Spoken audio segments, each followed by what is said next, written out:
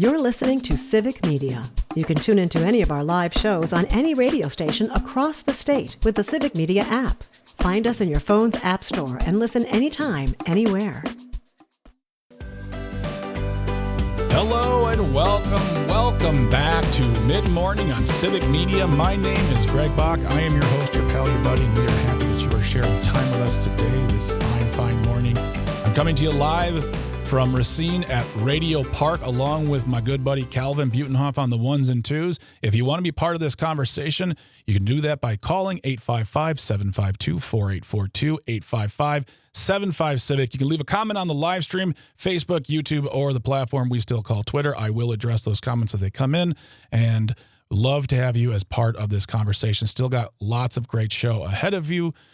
We got ourselves at 10:35. We have Audio Sorbet, where we're going to be taking a look at a story out of Car and Driver magazine. You know me, Greg Bach. When you think Greg Bach, you think Car and Driver magazine, definitely. But a new car is coming out that's going to be bringing back some old physical features from, what we missed from yesteryear. That sounded very old when I said that, but it's true. And I want to know from you, in the modern convenience world we live in, what are those things that you miss? Are they tactile buttons? Are they a button to push? Are they a string to pull? Do you have an old-timey toilet in The Godfather? I don't know, but tell me what you miss that modern technology has shifted away from. Love to have that conversation with you at 10:35. And then, of course, closing the show out as always, we got This Shouldn't Be a Thing. Today is the private menu edition. It involves TikTok and a guy who doesn't know when suing in public makes you look like a fool. But that's more for later. Right now, we're going to be having a very important topic on a topic regarding what the things that are affecting Wisconsinites. And to do that, we are going to be welcoming to the show Mark Sommerhauser. Mark Sommerhauser is the communication director and policy researcher at the Wisconsin Policy Forum. Good morning, Mark. Thank you so much for being here. We appreciate your time. Yeah, great. Good to be with you. Great. Excellent. Now, really quick, tell us what the Wisconsin Policy Forum does. What is your chief goal at the organization? Yeah, so the Forum is a nonpartisan nonprofit organization. We're an independent public policy research organization. We have offices in Milwaukee and Madison. And what we do is primarily to produce research on public policy issues that are affecting state and local government here in Wisconsin. So we're not really focused on things that are happening in Washington, D.C. or at the national level, only to the extent that they affect state and local decision-making and public policy here in Wisconsin. And so we put out reports, typically roughly once a week or so, that look at some of these issues that affect state and local governments and school districts as well here in our state. And then, lastly, what we also do is public events where we sometimes will talk about some of these issues, and we'll often host state and local policymakers and other stakeholders at those events. So that's kind of it in a nutshell. All right, and I want to reiterate something you said at the top of your answer, which was Wisconsin Policy Forum is a nonpartisan nonprofit, and we've had you on the show before. We've used your materials. This is data-driven information that is gathered by you through research, and it doesn't seek to promote it just seeks to inform. Yeah, that's exactly right. I mean, our organization, our nonprofit organization, is supported by hundreds of members throughout the state that pay annual dues. Some of them are corporate members, some of them are local governments and individuals, and frankly, they have a range of views, across the partisan spectrum. And so, the fact that we are nonpartisan, that we don't advocate for particular policy positions, is very central to our mission. We are trying to provide context and sort of illuminate some of the debates that are occurring around these issues. And you said you put out, about a report a week. That's a lot of reports, but this is your top 5 findings for 2025. Before we get into the 5, what goes into the process of picking these top 5s? Is it is it something you all come together and vote on? Is it something that's based on the views? How do you find the moments that really are worth reviewing here in the beginning of the new year? Yeah, it's always a challenge every year, every December when we kind of do our top 5. And we typically, because again, we have roughly 50 or so reports to choose from. So whittling that down to 5 is always a challenge. Typically what we'll do is we'll have our staff kind of weigh in and put together a sort of a list of maybe 10 or so to kind of whittle down to 10 or so. Yeah. And then myself and the former president, Jason Stein, and some other folks will kind of further prune that down to the top 5. But we can talk a little bit about some of those findings if you like. Yeah, absolutely. Let's kick it off with number 1. I'm just going to read the title and then I'll let you go from there. It says, number 1, Milwaukee leaders can look to high-performing schools in their city and around the country as a roadmap for improvement. Yeah, and I should clarify that our top 5 are just kind of listed in the order that they were released. Yes, so not necessarily. That they're more important. I mean, I'm in radio. If I shouldn't, I've been like number 5. But yeah, it's. But this was the first one listed. It's yeah. We'll go for it. Yeah, and this one came out in March of 2025. Mm-hmm. So this was the second in a 2-part series that we did that looked at sort of the education, K through 12 education sector in Milwaukee and in the Milwaukee area. And when I say the education sector, we're talking about public schools, but we're also looking at charter and private choice schools. Mm-hmm. And the first installment of that in 2024, the year prior, kind of looked at outcomes and found that, even as families in Milwaukee were seeing more and more options for education for their children, the sort of educational outcomes for the average child in Milwaukee really had not improved, and in some respects had worsened after the COVID-19 pandemic. Mm-hmm. So obviously that was really concerning. With our second report, the one that we released last year, we wanted to look at what are some examples of some schools that are really doing things right and are seeing some really encouraging outcomes, both schools in Milwaukee, but also schools in other cities nationally that are really seeing, impressive outcomes. And what we found was that there are, a number of schools that are really achieving positive outcomes for students in Milwaukee across sectors.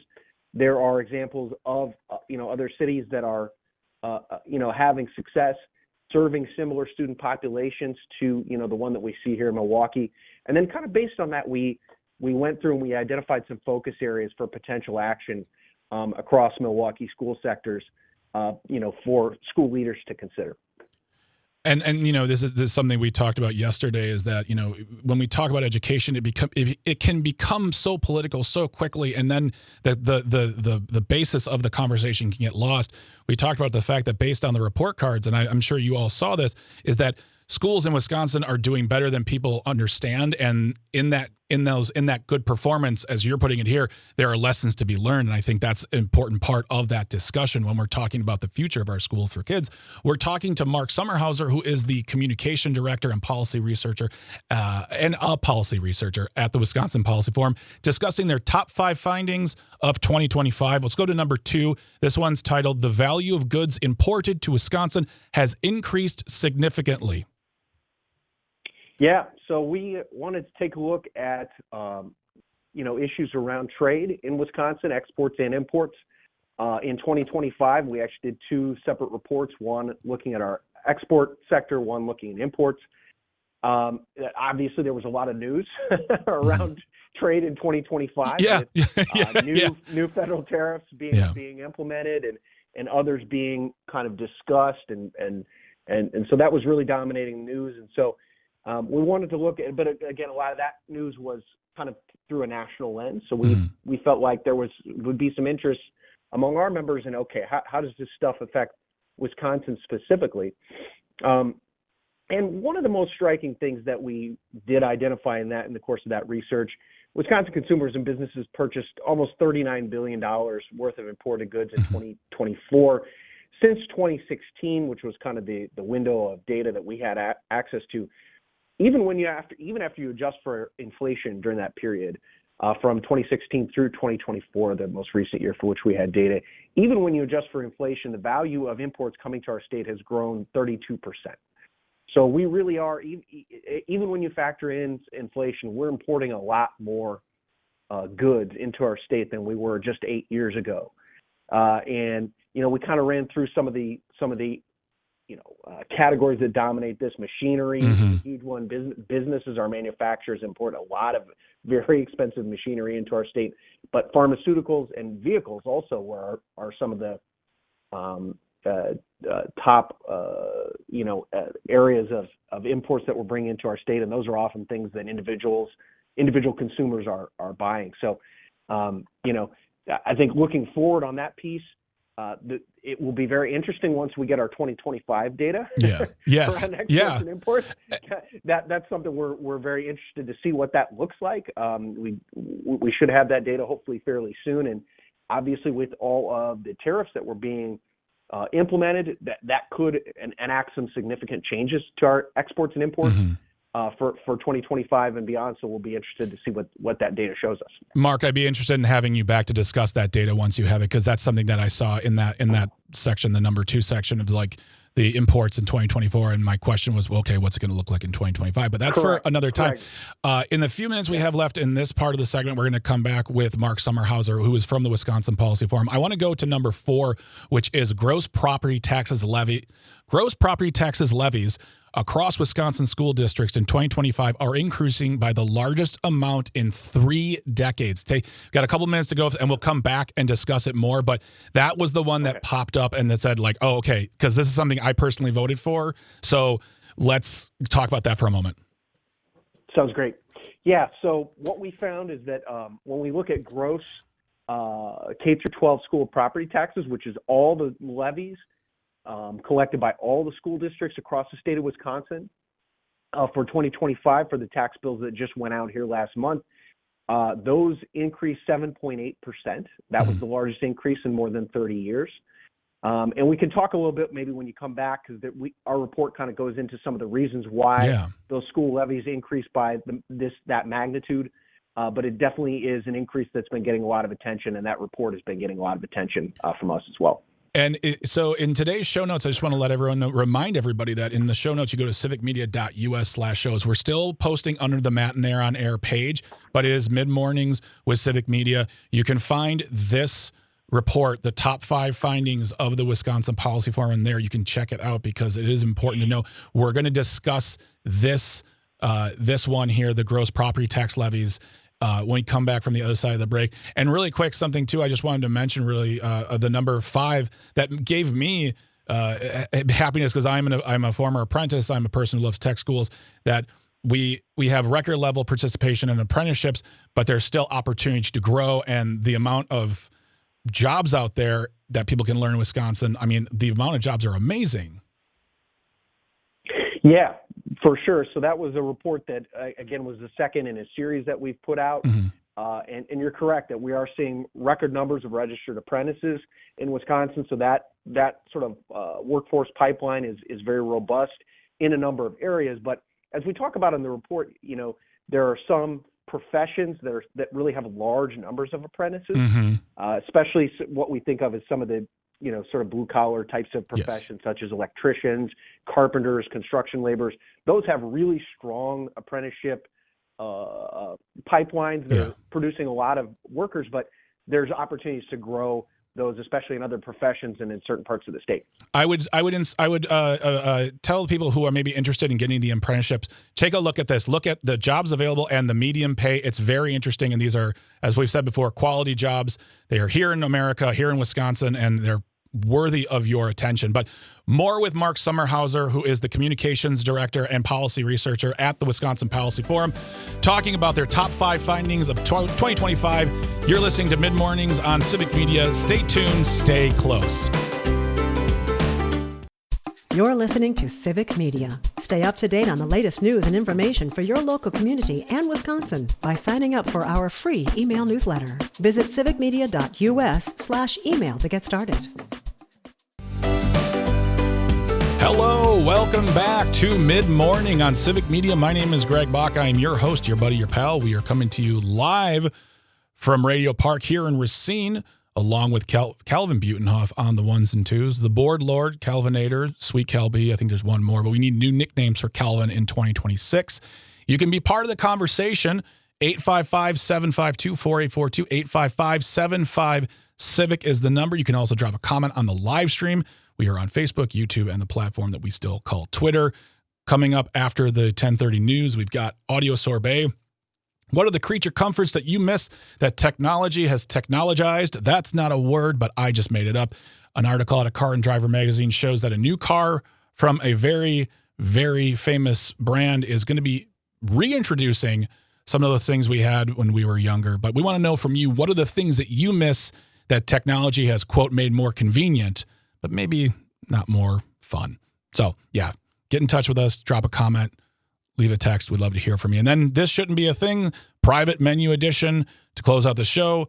We really appreciate you spending your time with us right now. We appreciate the time of Mark Sommerhauser, who is the communications director and a policy researcher at the Wisconsin Policy Forum. We are discussing the Wisconsin Policy Forum's new article here released on their website, their top 5 findings of 2025, going over some of these things. And we touched on it briefly in the previous segment, but I want to go back to it, Mark, and I'm going to reread it again for them to hear. This is number 4 on the list. And this is not as Mark said, this is not as an order of importance or popularity. It's just how they were released. But this is number 4, and this is what it says. Gross property taxes levies across Wisconsin school districts in 2025 are increasing by the largest amount, listen to this, in 3 decades. Mark, speak more on this, could you?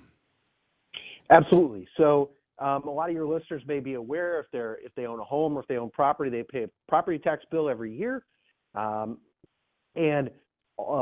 Those property taxes go to fund their local units of government, so their school district, their city or village or town, their county, their technical college, and if you think of your property tax bill sort of like a pie, each of those local units of government has a slice of that pie. Mm-hmm. The biggest slice is going to your school district. So school districts levy almost half, about 45% of all the property taxes collected in the state go to our school districts, and so when the school district,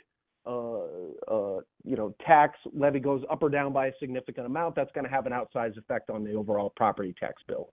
So every year around this time in December, we take a look at kind of what the data show for all of the gross property tax levies collected by school districts, counties, technical colleges.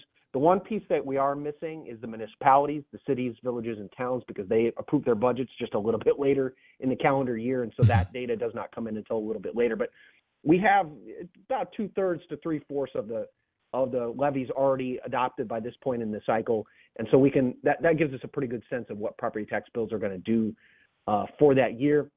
And yeah, what we found is just looking at the school district piece of this, the levies went up 7.8%.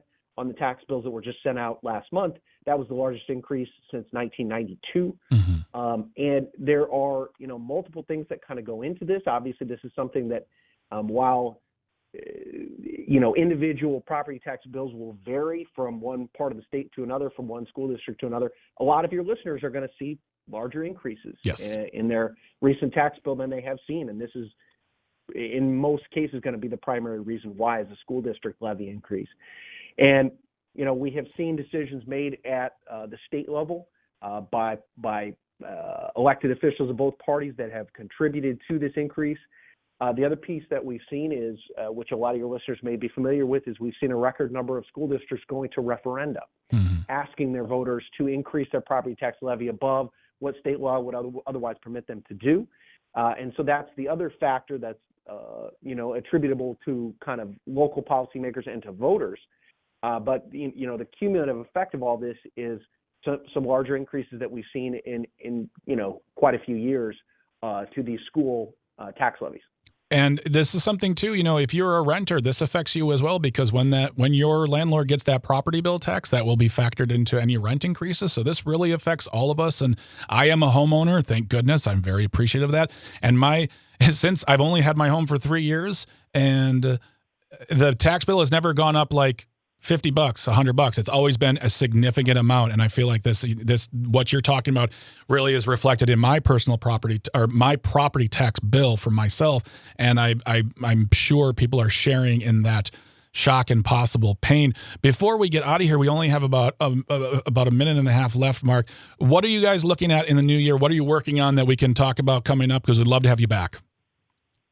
Absolutely. So we have a lot of different projects in the works here for 2026. I will just put in a quick plug for the report that we actually just put out this morning. Okay. And it looks at a topic that we know is getting a lot of interest. You have probably talked about it a little bit on your show. which is the data center. I was going to say that. I was going to say, let me guess, data centers. Yeah, so we definitely do kind of pay attention to the policy discussion, and we've noticed that this is a really hot topic in a lot of parts of the state.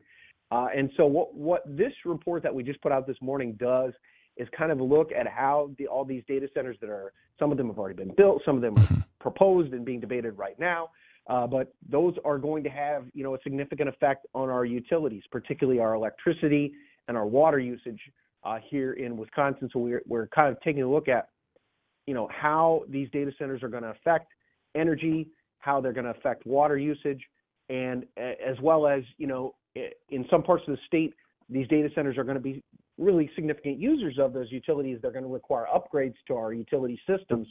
And it's obviously going to be important to ensure that those costs are fairly distributed. Well, Mark, I guess that means you're just going to have to come back next week and the week after that, because I want to keep talking about these topics. Data centers, oh my gosh, we talk about them so much now, and that's an important conversation to have. And it's really great to have you on the show today, Mark. I really appreciate your time. Mark Sommerhauser is the communications director and a policy researcher at the Wisconsin Policy Forum. All this will be in the show notes for you. Mark, thank you so much. Have a great day. Okay, thank you, Greg. Take care. All right, when we come back, Audio Sorbet, what do you miss that technology has technologized? More show ahead on Civic Media. Stay tuned, stay close.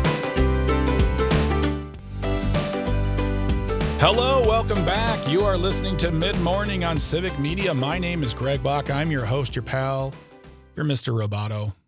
And you are listening to us live on the Civic Media Radio Network. You are listening to us live from Radio Park in Racine. If you want to be part of this conversation, I think you're going to really like this one. It's 855-752-4842, 855-75-CIVIC.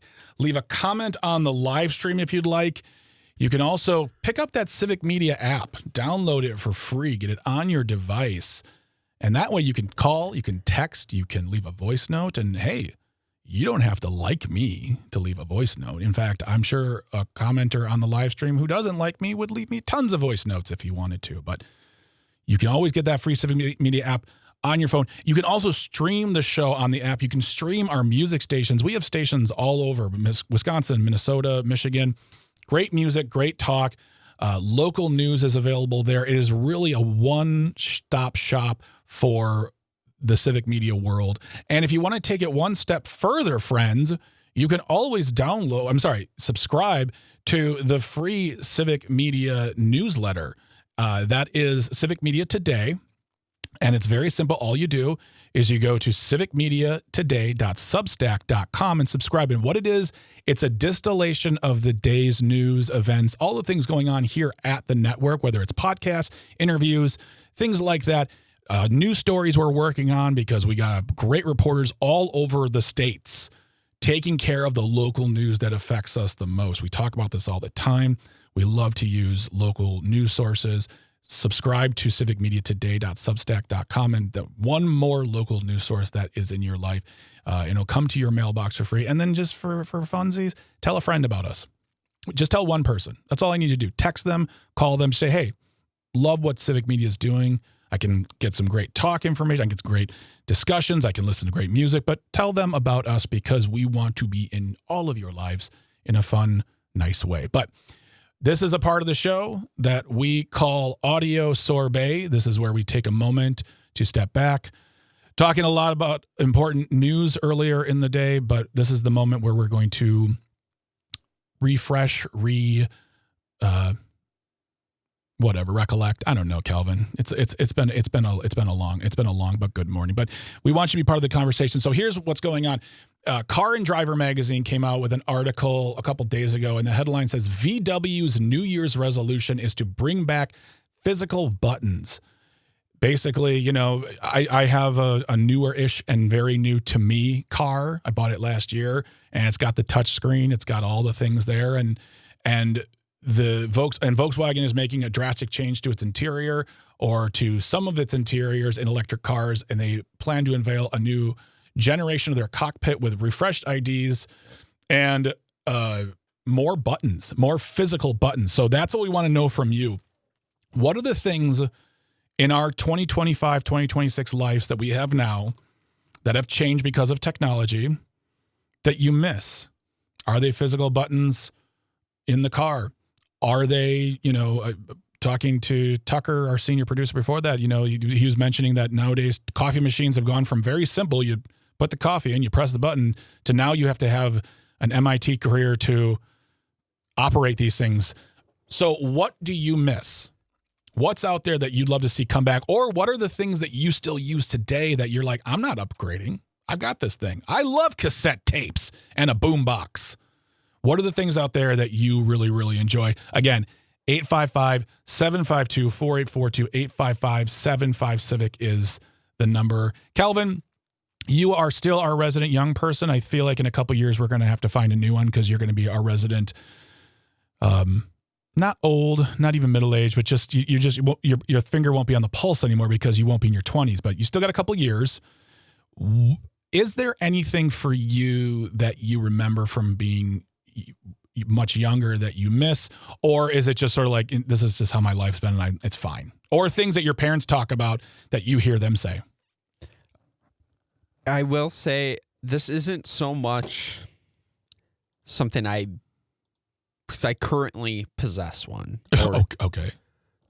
I think I don't like Bluetooth in cars. Okay. I think let me plug my phone in. Okay. All right. So I appreciate an aux port, an auxiliary port in my car, and would hesitate to buy a new one that's Bluetooth only. Well, you probably won't have a choice at a certain point just because it's now. I mean, I remember when I was just a youngster, Calvin, when the CD player in a car was an upgraded luxury. Brr.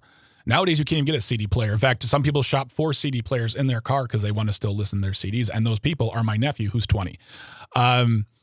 Yeah, I mean, I get that. I would agree with that to a certain point if phones still had multiple ports for charging and playing at the same time. But once they put it all to one area, I was like, I want to charge my phone, but I can't play my phone. So for me, I like the Bluetooth, but I understand where you're coming from on that one. That makes sense. I get that.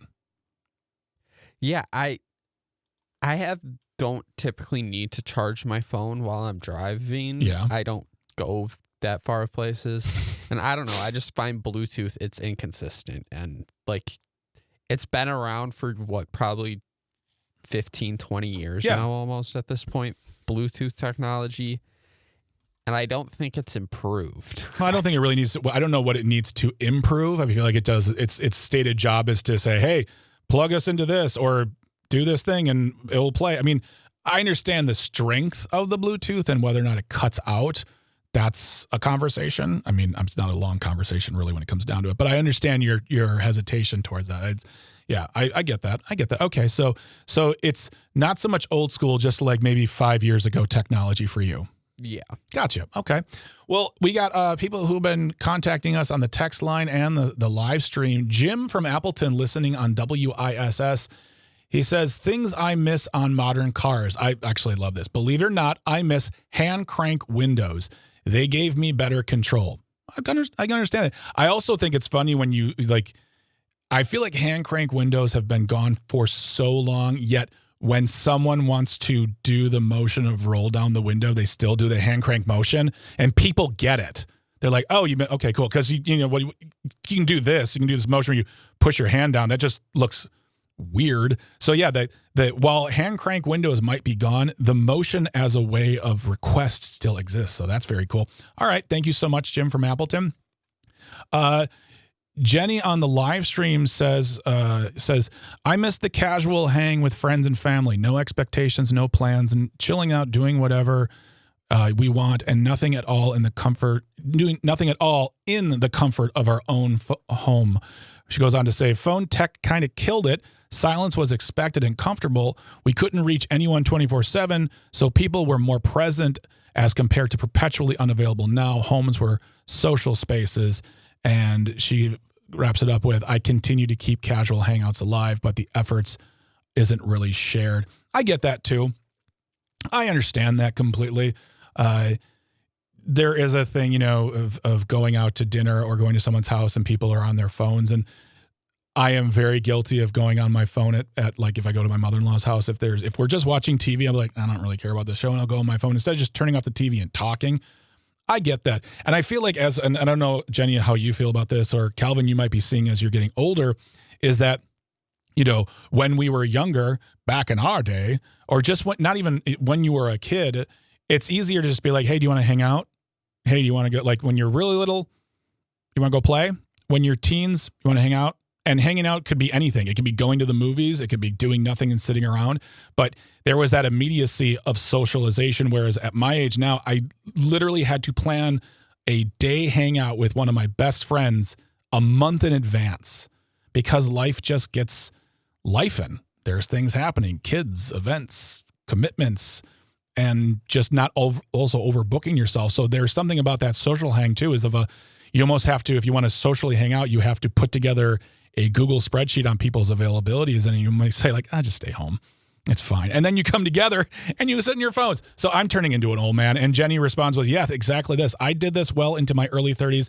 And now folks, for many reasons, just don't. I thought Jenny was in her early 30s. I thought she was in her 20s. That's not a statement. She just looks like a wonderful skincare routine. But yeah, I think that's just something that happens as we get older. We need to plan more.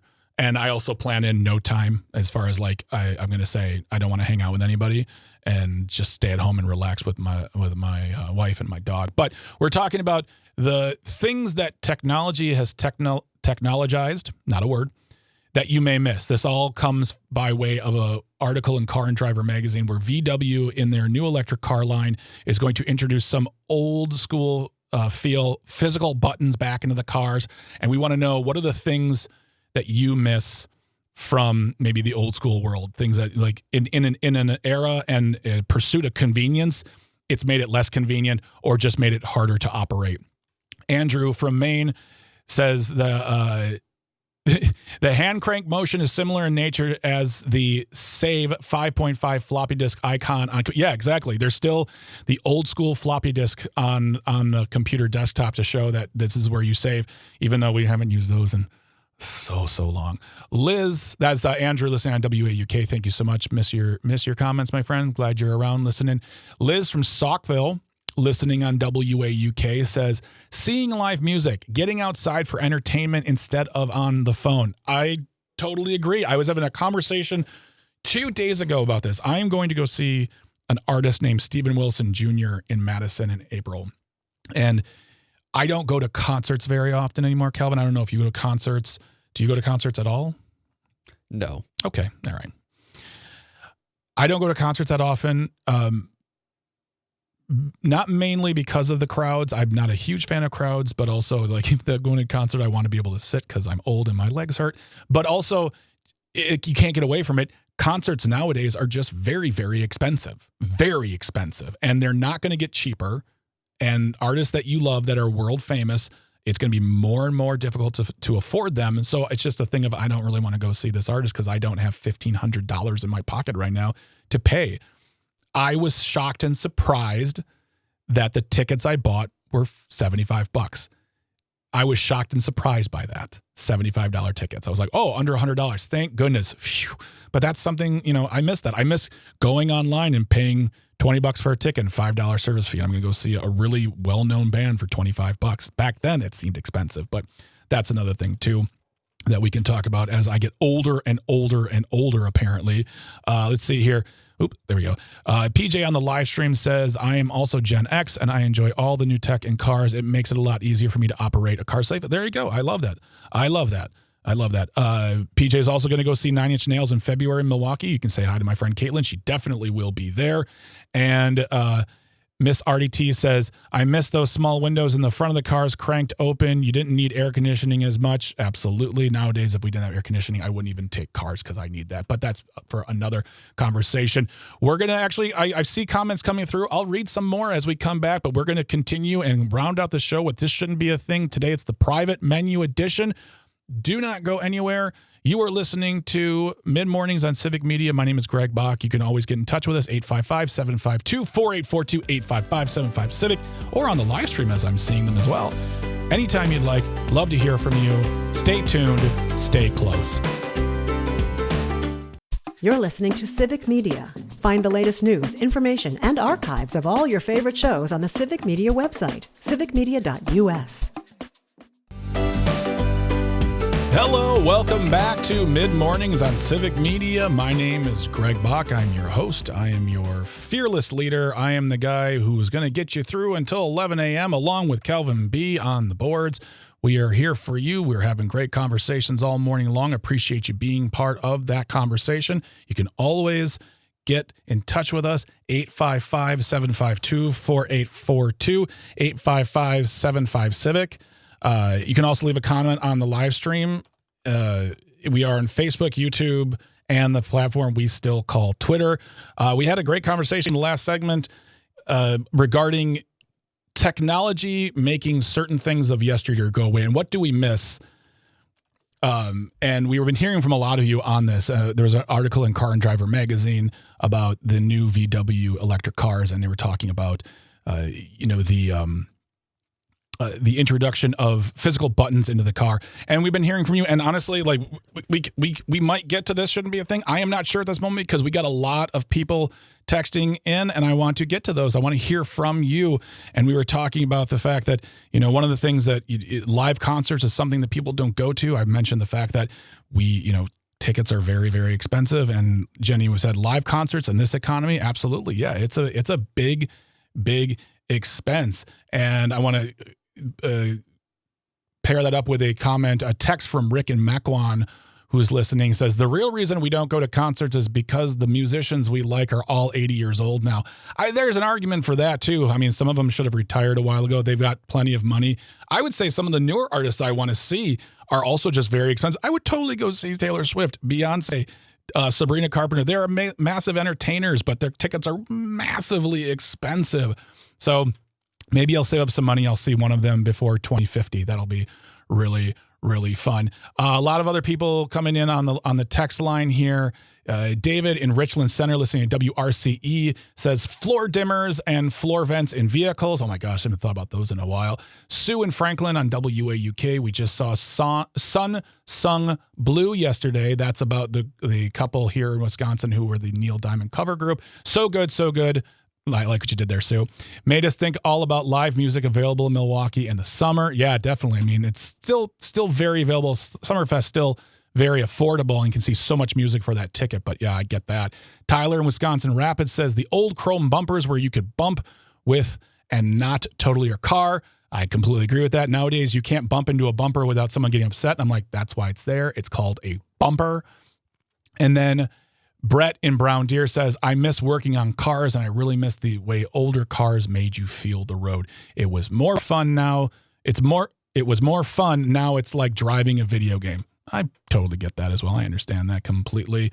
And yeah, so I really appreciate you all reaching out. And Andrew from Maine listening to WAUK says, does it count that I missed the laugh of a specific elder millennial retired radio host? It hasn't been replaced by any technology. At least I believe Greg is real. I am real. I am not a bot. I promise you that much. That I know of. It just missed. We miss Jane as well. I wonder if she would allow her laugh to be recorded to use as a sound drop after a really good joke.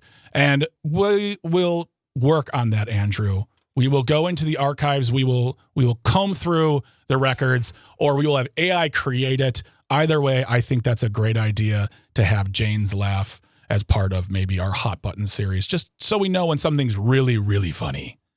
Don't you agree, Calvin? I completely agree. I dropped the ball a little bit on having it, but I will make sure it is prepared in the future. Okay, we actually do have that. We prepared this last year. We're like, let's just have that on file. No worries. There's always stuff going on, so no worries, Calvin. No worries at all. We just, we will have that as part of a series of fun Hot Buttons and ready to go sound effects here on the show. Don't really have time to get into it today, so I'm going to tell you what. We're just going to round out the show by thanking everybody and kind of giving a really quick review of what we talked about and our thoughts. But tomorrow we'll come back with This Shouldn't Be a Thing. That will be the private dining edition. Earlier in the show today, we were talking about topics that really affect Wisconsinites. We're talking about child care funding. We're talking about clean drinking water and our environment.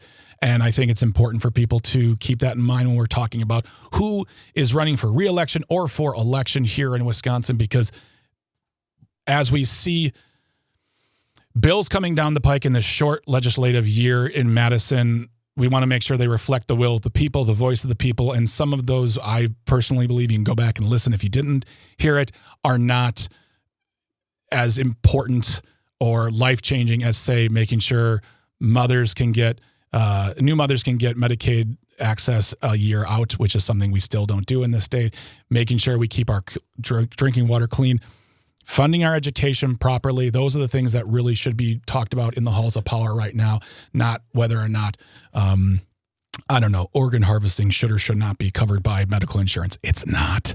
But those are the conversations we're going to keep on having in the new year. And I also want to thank Mark Sommerhauser from the Wisconsin Policy Forum. He is the communications director and a researcher there to talk about their top 5 findings of 2025. And all of this stuff, all of these mentions, all of these reference materials will be in the show notes today for you to look at. I really, really suggest you take a look, especially when it comes to the materials on what our elected officials are doing in Madison, because it is an election year. It is time to get up and start getting ourselves acquainted with who's running, what are they running on, and do those policy points reflect you as a citizen, you as a community member, and you for the future you want to see for Wisconsin. So myvote.wi.gov is where you want to go to find out more information on who represents you, and we'll keep talking about that in 2026. But I want to thank Calvin, Tucker, traffic, engineers. Without you, none of this happens. I'm talking into a microphone that doesn't work. We want to thank all the listeners, the viewers, people who commented, called. We could not do this without you. Without you, we don't exist. So thank you so much. And don't go anywhere, because after the 11 o'clock news, Tom Hartman's going to be on from 11 to 2. But there's still great programming here. You are listening to Mid-Mornings on Civic Media. My name is Greg Bach. I am your host. I'll see you tomorrow. Stay tuned, stay informed, stay close. The national news cycle never stops, but it can be hard to find news about your local community. Civic Media is dedicated to providing quality local and state news coverage across Wisconsin. With the Civic Media app, you can get notifications about local stories that matter to you and your community. Find the free Civic Media app in your phone's app store and choose notifications from the menu to tell us what kind of news you want to hear about.